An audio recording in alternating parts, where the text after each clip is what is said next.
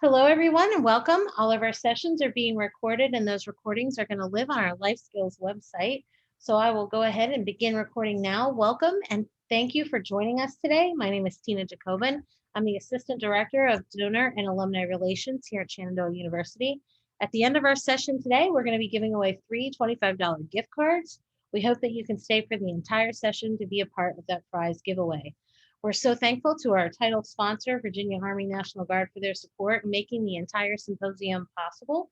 In addition, Zoom sessions this week are being sponsored by Icon Real Estate and Integrity Mortgage via Ross Lehman. Thank you, Icon and Integrity, and to all of our sponsors for helping to make this symposium possible through your financial support. In addition to sponsoring our event, many of our sponsors are providing session content, and for that, we are very grateful. However, today's session is on the topic of goal setting and time management, and we're going to be hearing from one of our very own, Bobby Hillard. Dr. Hillard is an assistant professor of exercise science at Shenandoah University. He has a PhD in sport and exercise psychology, in addition to an MA in clinical mental health counseling. He has worked with athletes across the spectrum from youth to professional on mental skills and has counseled college students often on time management and college students and adults on time management skills. So that is wonderful. I'm going to pass the Zoom mic over to Bobby now. Thank you so much for being with us today. We really appreciate it. And I'll hand it over to you. Awesome. Thank you very much. And thank you to Emily and Colby and Prince for showing up. I'm sure that you've already had a day full of Zoom, or at least in some way. So I appreciate you being here. You know, my goal is to maximize our time management and keep this kind of concise and give you as much bang for your buck as you can. So my goal for you is to hopefully have a few things that you can take from here and utilize in your life as a college student. So yes, we are going to be talking about goal setting and time management, and it's amazing. You know, my bio there said I've counseled college students often on time management. It's amazing how often that in a counseling session, eventually things always come back to this. They're having a lot of issues or they're struggling with stuff, and then it's back to let's manage our time. So this usually shows up in one way or another fairly organically in my work in the past. So specifically today, there are going to be three big areas that we're going to cover. We're first going to talk about goal setting. I want to start there because I think that gives us the foundation to then manage our time, which is going to be part two. And then finally, we're going to close up with some resources that are available to you specifically here at Shenandoah. So because there's only three of you, I will not force you to engage too much. I will just do a little bit more presenting, but we will look for a little bit and some stuff that you can do on your own. So as we launch into this, you know, I really like this quote by Stephen Covey, and I'm going to actually refer to some more stuff from one of his very popular books, 7 Habits of Highly Effective People, a little bit later on.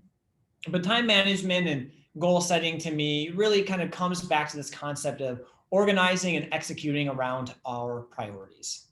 And our priorities often get established by having a sense of what those goals are.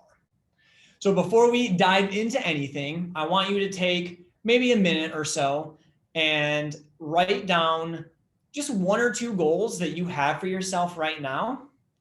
And then also write down what a typical day might look like for you. I'm not going to ask you to share. Just go ahead and use this as we then go through, and you'll be able to refer back to this. So if you have a paper or something nearby, do that, your iPad, or just feel free to type it on your computer. So I'll give you about a minute. And if you are watching this later on Zoom, you can maximize this minute. If you want to pause it and make it longer, you can feel free to do that too.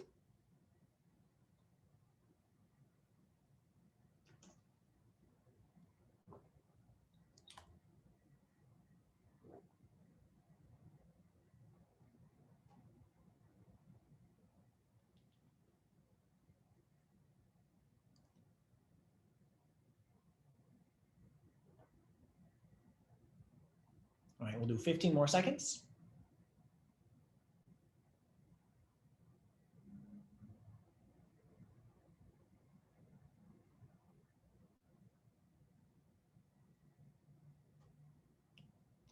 All right.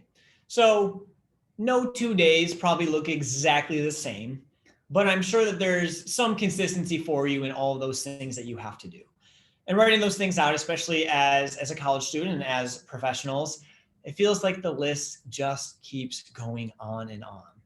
And so that's where this quote for me comes back together into really identifying which of those things are priorities, and then we can organize ourselves around them. So there's only 168 hours in a week. Unless you're in daylight savings time, then it might be a little bit shorter or just a teeny bit longer. And in this chart, I've got a semi-idealized amount that you spend sleeping. So that's 7 times 7. Of course, we want maybe 8, but I recognize who I'm presenting to, and I'll just drop it to 7. If you're even able to get 7 consistently, I'm happy for you. So about 49 hours of our 168 are spent sleeping. So that leaves only 119 hours left for us to potentially accomplish all of those other things that you have down on that sheet. So again, this is where priority comes into place, because there are a lot of different things that are likely going to be on that list. There's going to be some school-based stuff. There might be work-based stuff, or things for an internship or something else that you're doing that might be associated with your education, or just work to make money. There's also going to be things like existing as a human. So social relationships, eating, hopefully sleeping is going in there. That might include naps. And then there's going to be these other things that you also need to do. Running to the store to get food or to get things that you need. Doing something around the house, doing the dishes. So recognizing which of these things are the ones that are of the utmost importance to me can really help us as we start to prioritize. So I want you to take a look at your goals and think about what they are, and then compare them to what we have here. So you can give me the thumbs up or the thumbs down. Are you familiar with the concept of SMART goals? You can use your little emoji to react. Or write in the chat, that works too. So we have at least one yes, okay, and then a couple other thumbs. So this acronym has been around for a while, and it's something that is really important to help us identify good goals that we can then go after and accomplish. And so the S in SMART stands for specific. It's important to make sure that the goal that you are writing down is something that is concrete. In my experience, when I ask individuals, and as you saw, my background is in sport and exercise psychology. So when I've done this with athletes specifically, but also with students in those other sessions, the first thing that they give me is something that is very, very vague. So one team that I worked with over the summer, I had them write down their goals for the summer, and I would get things back like be faster, get better, exercise more, study more. Okay, well, that is something that we can do. But when are we going to know that we've done enough for our actual goal?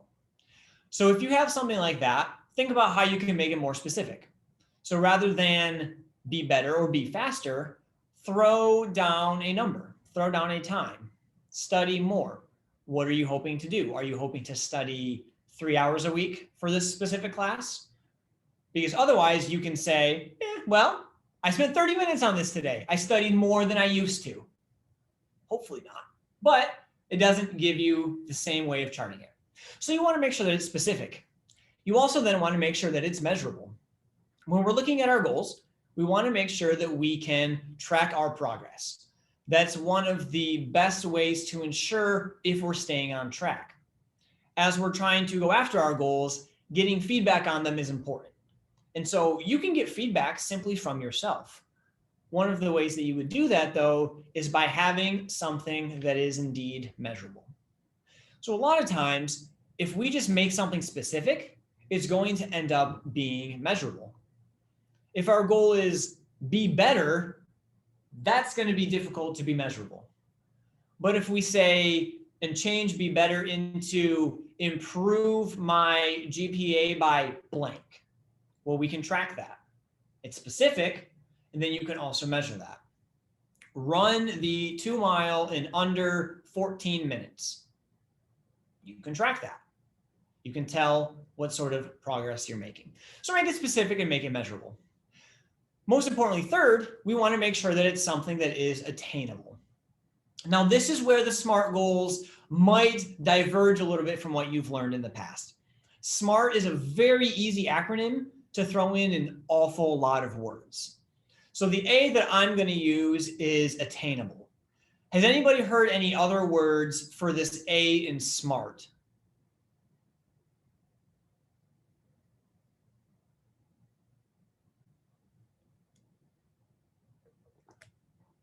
Nothing. That's okay.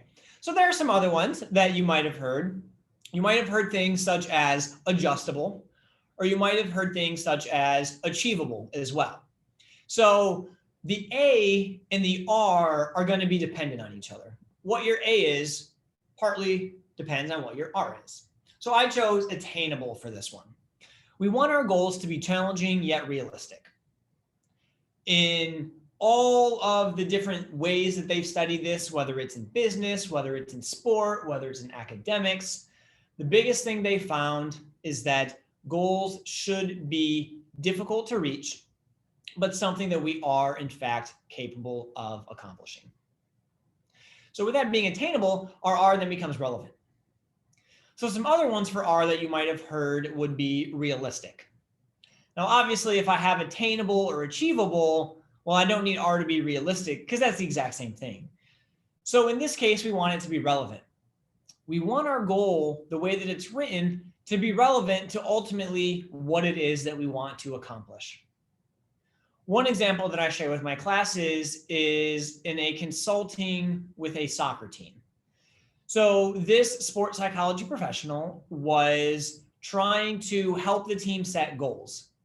And one of the goals to improve their performance that a player wrote down was to be able to juggle a certain number of times.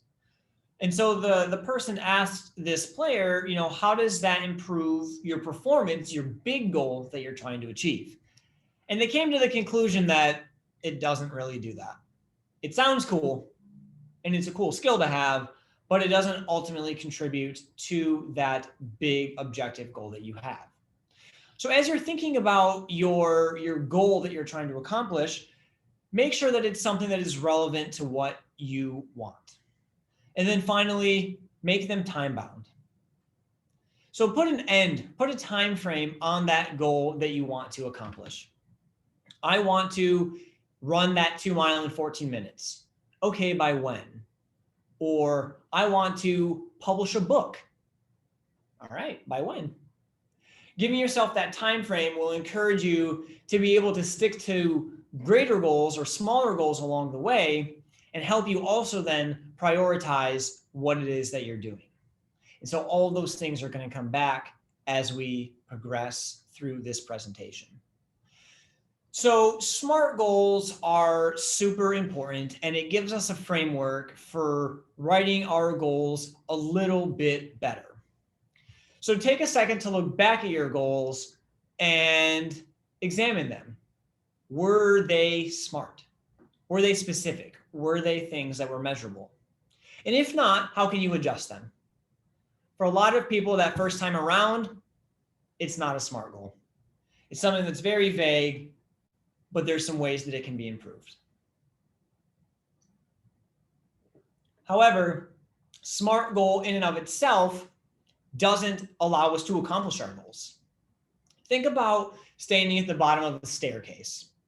Not necessarily a little one, like if you were just climbing in one of these buildings here, but a larger one. So maybe one that's the size of this graphic, maybe a staircase in HLSB or one of our other buildings.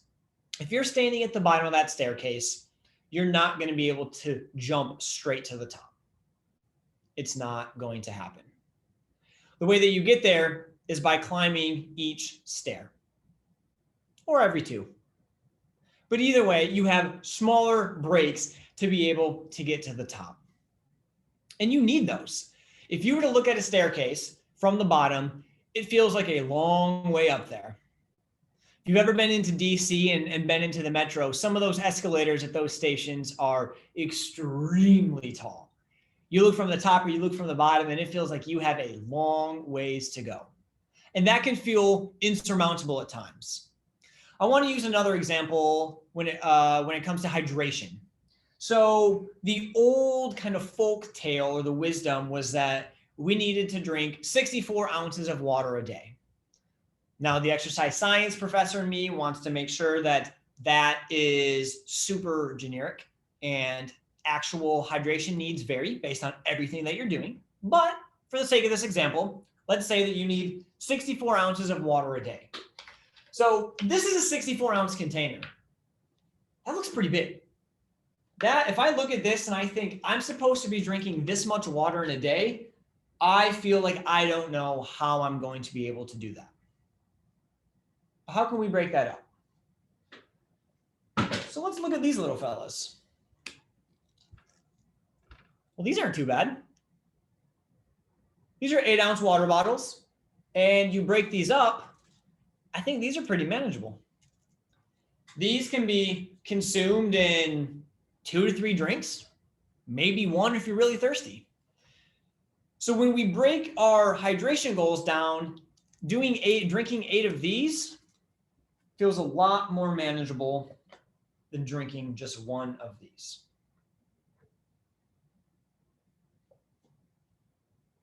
And the same thing is going to happen with our long-term goals. So it's important that we have that big picture goal. We have that long-term thing, but continue to find ways how you're going to break that down and reach small goals along the way. And that's important really for 2 big reasons. The first is to keep you motivated and feel like you're accomplishing something. If the only way that you're measuring your progress is by that thing that's at the very end, it might be a long time until you get there. So if you have a semester GPA goal, for example, you're not going to be able to reach that goal until the very end of the semester. So breaking it down into smaller things can help you stay motivated on that path along the way. The second big reason that it's important to have these smaller goals and drink these smaller water bottles is that you need to have some sort of path to get there. If you just have a long-term goal and you don't have smaller short-term goals to accomplish in the meantime, then it's going to be difficult for you to be able to find your way. So if your goal is to have a certain grade point average at the end, or to get into a graduate program, or to get this type of job after graduation, you need to have some signposts along the way. What are those things that you would need to do in order to get that grade or to get that job? So it might be things like identifying the number of hours you need to study, finding how you can get a tutor, shooting to get 2 internships before you graduate from college. So as you do that, you're able to start climbing 1 stair at a time, and it feels a lot more manageable. Now, there are 3 more big picture tips that I want to provide to help your goals be most effective along the way. And the first of these is to adjust. So building off of our staircase analogy, sometimes you end up slipping down the staircase. Things aren't going quite as well as you would like. That is okay. Your goals, as I had mentioned previously in SMART, could also be adjustable. That could be the A.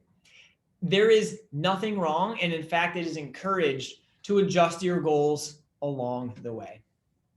In one of my classes, they have to do a semester-long behavior change project, and they have to chart their progress along the ways. One of my students had a goal of drinking 128 ounces of water each day. She's an athlete, so she's fairly active, so it makes sense, but 128. So that's 2 of these. It's a lot of water, especially when you're sitting in class and you have masks on and it's either not allowed or much more inconvenient to drink, that can take up a lot of your time. So she recognized that it wasn't working. She was not getting to 128 ounces each day, and she was not reaching her goals. So she adjusted that, and that's okay. So you can adjust them if they end up being too difficult from what you initially thought, but it could also be the other way. Maybe your goal you thought was going to be challenging, but it ended up being too easy for you.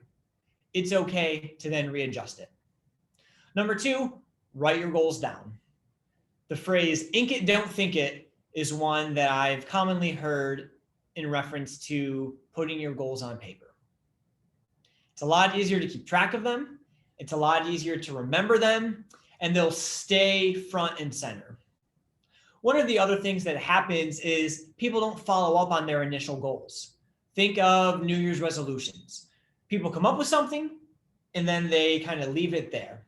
When you write stuff down, it gives you that opportunity to then be reminded of it, to not have a one and done type of situation where you're lacking follow-up. One thing that a lot of people might do that's related to writing their goals down is creating some sort of a vision board. So Donald Faison and Zach Braff, they talk a lot about this. They are super sold into it. And from a sports psych professional, Sandra Kampoff, she also talks about kind of putting these things out there. So on a vision board, you might write down some of your goals, words, phrases, images of things that you hope to accomplish. And it's in an area that you access frequently. So think about your mirror. You might put some things on your mirror. You might put something on a wall that goes in your room. Put it in a place where you frequently visit and you're able to see those things. And number 3, this relates to one of the reasons that those short-term goals are so effective. Identify strategies to help you reach those goals. If you want to run that 14-minute mile, or you want to get this specific job after college, or get this GPA, you have to have a way to get there. So identify what are the sub-goals, what are the process goals that you're going to engage in order to reach that big-time goal. So I'm going to run 3 days a week. I'm going to get a tutor for my 2 most challenging classes. I'm going to get those 2 internships that I discussed earlier. So once we have these goals in mind, we can then start to look at our prioritization and our time management. So this is not my schedule. This is something that's just made up. But the biggest thing that I think you're going to see across, any sort of things that you might read or listen to is to start scheduling out your day. Identify your day and identify the areas where you work best. So there's 2 approaches to this. One is to think about, what does a typical week look like for you? So start with those things that are not changeable. So hopefully sleep, for example. Schedule that into your day. You're getting your 7 or your 8 hours. The time that you're in class, put those into your schedule. Think about other things that you might also have, whether it's work, whether it's practice. What else are those things that cannot be changed? And what you'll often see is you've got a decent number of hours to get some things done. However, it's about effectively then prioritizing what it is that you need to do. So think about when you might plan in your meals. Think about when you might plan in your study time, or the time for you to do things that you simply enjoy. This is going to be especially useful for you if consistency or if managing your time and getting things done is something that you struggle with. And I would really encourage you to look to keep consistency in that schedule. One of my colleagues has really wanted to try and work on some of her research this semester. And it's just been difficult to be able to do that in the ShenFlex model. So this semester, she scheduled out 2 hours for her every Friday to dedicate to that. And she has found that she's been able to accomplish much more with her research than she has in the past, because she has that blocked out in her schedule and she sticks to it consistently. You can utilize this for an electronic calendar or for some sort of hardcover planner as well. So that's on a day-to-day basis or a week-to-week basis. The other strategy that I would encourage you to use is to look at it from a semester-long perspective. So as students, you're going to have your syllabi, and hopefully, if they are constructed well for you, they're going to have the big dates of things that really matter. So look and work backwards from those due dates and figure out how can you set your time well. My students in my research methods class have to complete a semester-long project, and I tell them, do not wait on this one. And I know that that's always a challenge. Oh, professor told me I can't do this in 2 days. Challenge accepted. I'll wait as long as I can. And semester after semester, when I ask them for their feedback after the first stage, they always say to me, I wish I would have started this with my group a little bit sooner. So look from the end point and work backwards on that. Identify those small signposts, those ways where you can then get your things accomplished. So another way that you can work to identify those priorities then is through this time management matrix. So I mentioned earlier a quote from Stephen Covey, and I said I was going to come back to something that comes from one of his books. And I think that this time management matrix is a really good way of helping us identify what our priorities are. So there are 4 separate quadrants in this matrix. It's based along things that are urgent or not urgent, and important and not important. So in quadrant 1, we have the things that are urgent and important. So a lot of times these are going to be things that are crises. These are things that have upcoming deadlines that you absolutely cannot push off, and they're things that really matter. Maybe I spent a lot of time in quadrant 1 preparing this presentation. Hopefully not, or else I might not be the best person to talk about time management. But students, professionals, we end up spending a lot of our time here. We're doing the things that need to be done right away because we haven't done it before that. So inevitably, things are going to come up.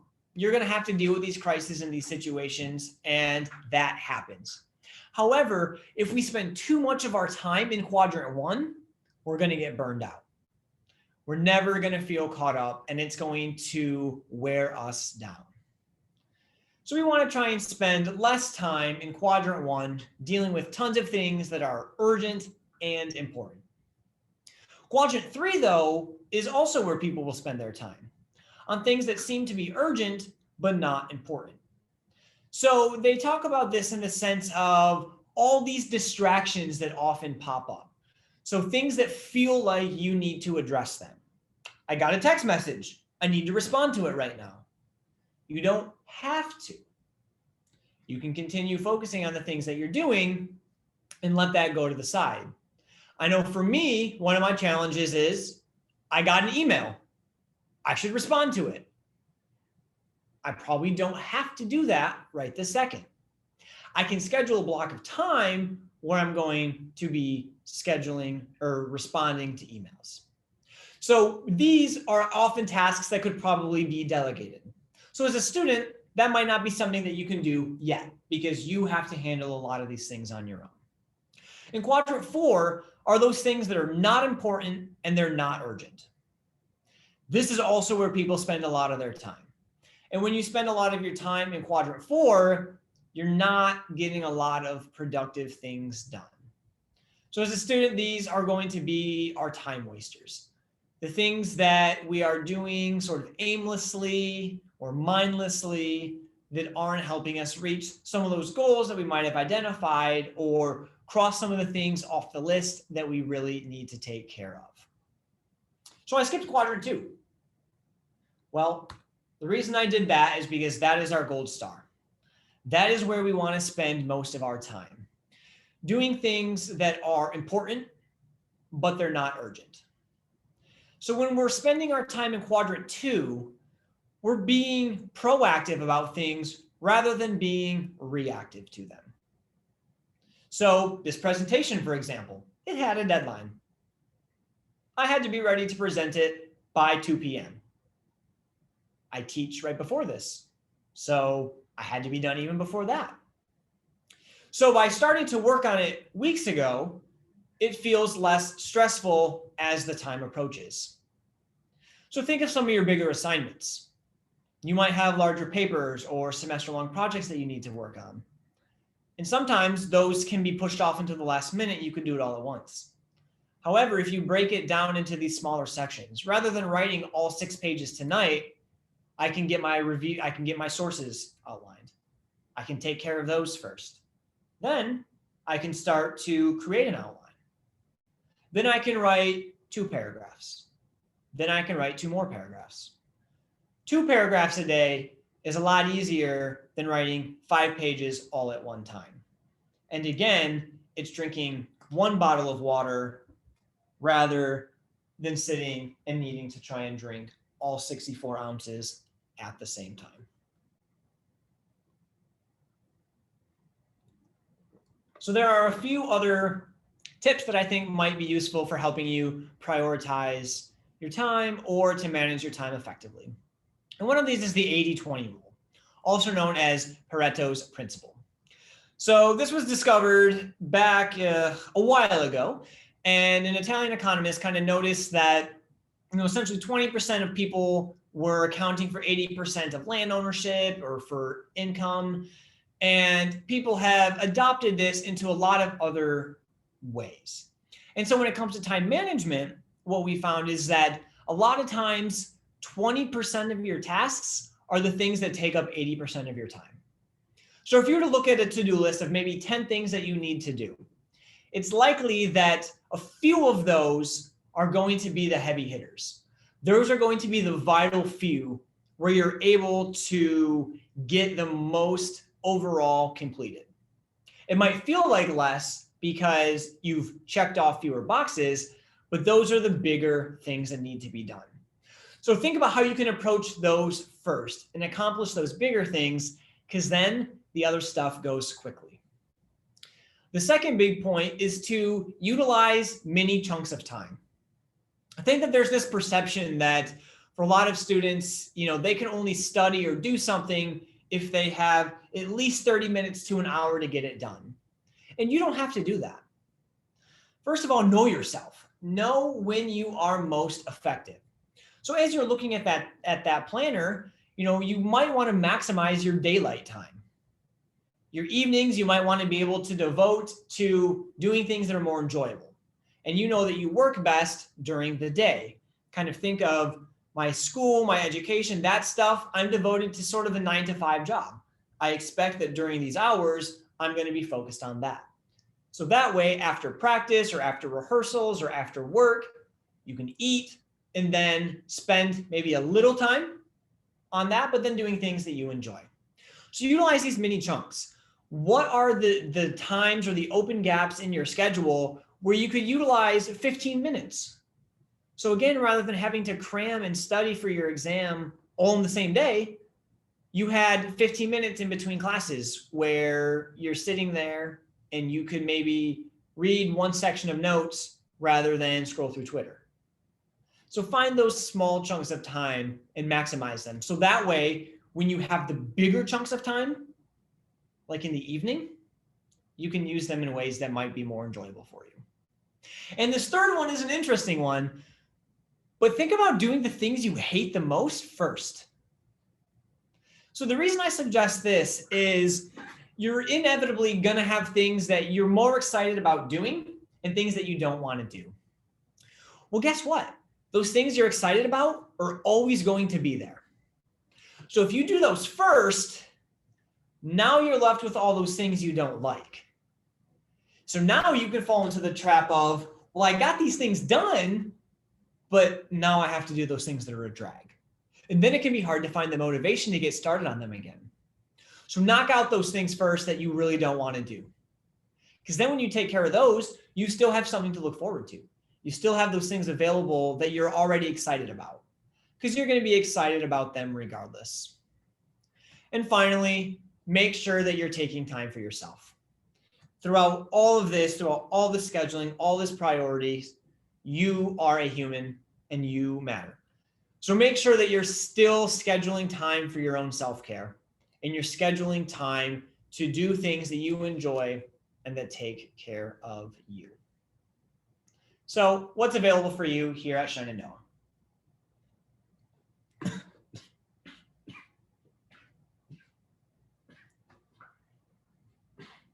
Oh, excuse me, that's embarrassing. Almost made it to the end. So at Shenandoah, we have the Learning Support Services in Howe Hall. And they have tutoring, which is available to you for free. So that's what's awesome about this, is it costs you nothing. They also have academic counseling there, which can cover a lot of the things that we talked about here. They can help you with the academic services, and they can help you kind of plan out your time. Disability service is there, and there's much, much more. So I would encourage you to take advantage of that. So as we wrap up, I just have a few key take-home points that I want to share with you. So first of all, work smarter, not harder. I'm sure that you've heard that phrase before, but here you see that I'm specifically relating it to the types of goals that you write. Make sure that they are smart. Second, make sure that you have a strategy or strategies to help you accomplish those SMART goals. If you're going to travel somewhere, it's no good simply to know where you're going to end up. Having your destination is no good if you don't also have a map or some sort of directions on how to get there. So ensure that you're identifying the ways that you can do that. And then finally, schedule around your priorities. Rather than necessarily prioritizing, create the schedule around those things that matter most to you. So thank you so much for your attention. If you have any questions, I am more than happy to answer them. But in the spirit of time management, I was hoping to keep this as efficient as possible. So actually, I do realize there was one thing that I meant to share in the chat. So when we finish up here, I'll put that in there. It is a link to a handout that you can download and use to fill in your schedule and all of that. So I will send that in a second. But anything from anyone?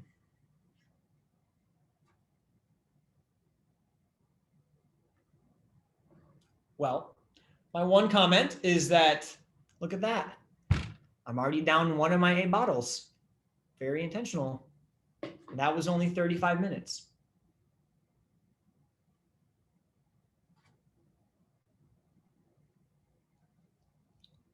All right, perfect. Well, thank you. I was trying to think of some questions to ask you to keep the conversation going, but I gotta be honest, we covered it all. That's okay. Well, let me go ahead and I'll stop my share so I can get back and I can grab this link here. So I will copy this link and send it to you all here. So you can feel free to go ahead and download that as Word. Of course, Word will mess up the settings, but Word document or PDF, and you can utilize that and change it up as many times as you want or use it as often as possible. It helps with your scheduling. Very good. Well, thank you for speaking to us on this topic. I want to hear these trivia questions. I used your presentation. I got to make them hard because this group they're on it. They're on it, but I didn't make them too hard. What was the name? Okay, so this is a trivia portion. Number 1, put the answers in the chat. First person that gets the answer in the chat is the winner.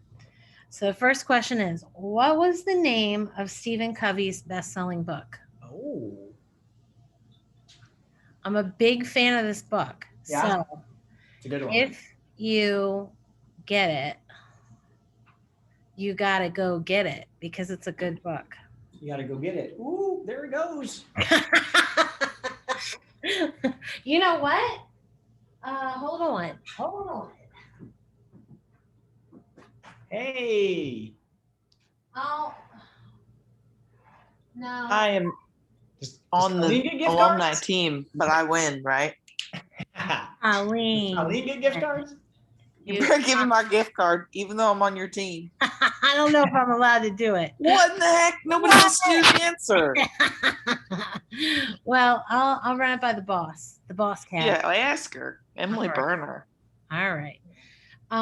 So I'm gonna chime in one other thing here, and Bobby, you tell me if you use the same thing. I used to always buy the Franklin Planner, and Stephen Covey took it over, and he put in, he put in a section for goals. I haven't bought it in a long time because now I'm trying to be more digital.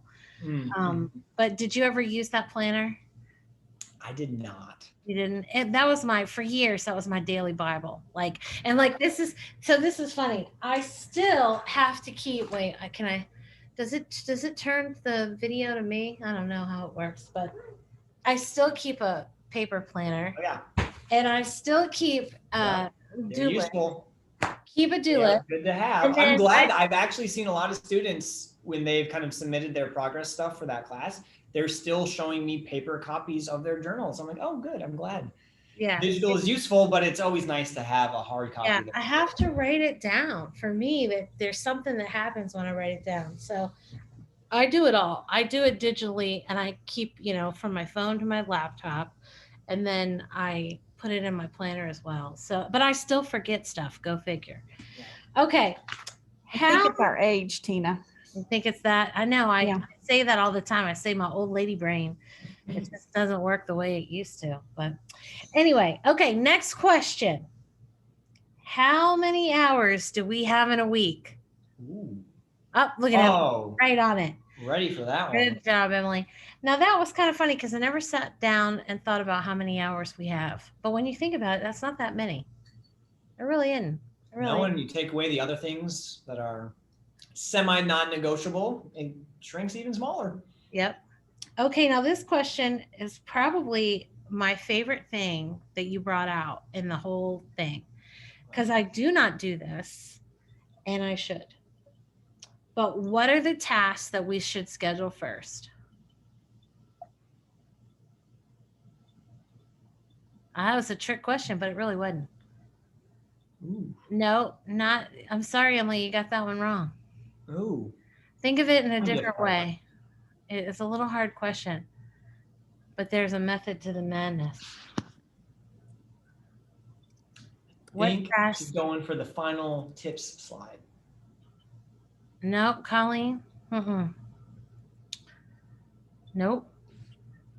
All right, I'm gonna have to tell you. Think of the end. Think of the closing. So what's the question again? What tasks, what things in our do list should we schedule first?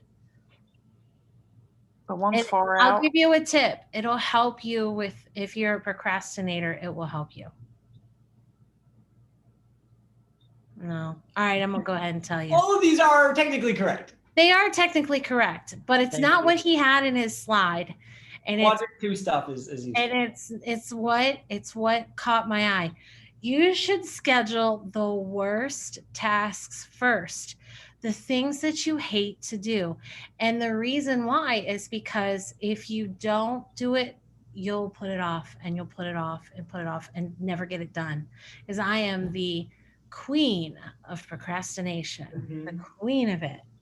So I thought that was like the best tip that you gave, because I'm never do that. I save the things that I hate for the very end, and they're often the things that never get done. So I liked that. All right. Well, I'm going to ask one more bonus question since Colleen got the one right, and I don't know. Nobody else knew the answer. I don't know if I'm allowed to give you the gift card. You might be, but I got to check with Emily. But nobody else knew the answer. I know, I agree. But here's a bonus question, okay? What 3 tips can help in goal setting? There are 3 different words. They were in one of his slides. Ooh. Emily. Somebody took some notes. Emily. That is a note response. She's good and she's fast too. And they're in order. Yeah, absolutely. And I tell you, these trivia questions are hard because I try to pick ones that you can't Google. I thought, honestly, when I saw your email, I thought that you might ask a trivia question of what is the quadrant where we want to spend our most time. But then you started with asking about the book, and I was like, okay, well, there's not going to be too straight. The reason why I did the book is you only touched on it like briefly. You didn't even, I don't even know if you said the whole name. Yeah. And Yeah, but I also thought they would Google it. I thought they would cheat and Google I it. knew it because Tina, you talk about it all the time. I love that book. I love that book. Quadrants are in here. And if you ever go into a sales profession, that book is highly beneficial. Yeah. I love Stephen Covey. I have my favorites, and he's one of them. What's my other favorite book? My professional favorite book, Colleen? But let's see. Yes, and maybe. Yep, that's one. Yeah. But that's not my favorite. The other one is the one that's like about making friends, right? How to Make Friends and Influence People. Stellar.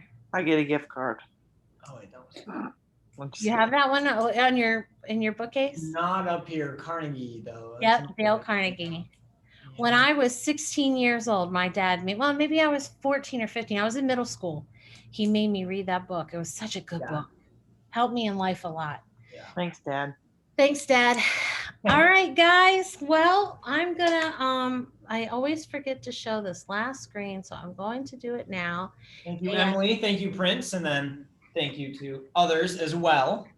Yes, thank you all for joining in, and I also want to thank the sponsors again for helping make our event possible, and I would want to remind you to join us on April 12th, where Montressa Washington is going to talk to us about salary negotiation.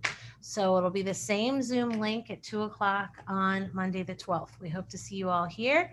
Thank you for coming, and we'll see you later.